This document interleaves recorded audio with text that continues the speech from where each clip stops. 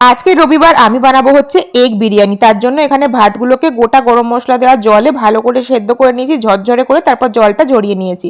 তারপর কড়াইয়ের মধ্যে তেল নিয়ে তাতে আরও কতগুলো গোটা গরম মশলা দেওয়ার পরে এখানে আদা, পেঁয়াজ, রসুন আর হচ্ছে টমেটোর পেস্ট দিয়েছি। তার সাথে একটুখানি বিরিয়ানি মশলা মিশিয়ে দিয়ে আলু আর ডিমটাকে আগেই সেদ্ধ করে নিয়েছিলাম সেটা দিয়ে ভালো করে কষিয়ে নিয়েছি, একটুও যেন জল না থাকে। তারপরে এই ছোট্ট হাঁড়িটার মধ্যে হচ্ছে আমি দম দেবো।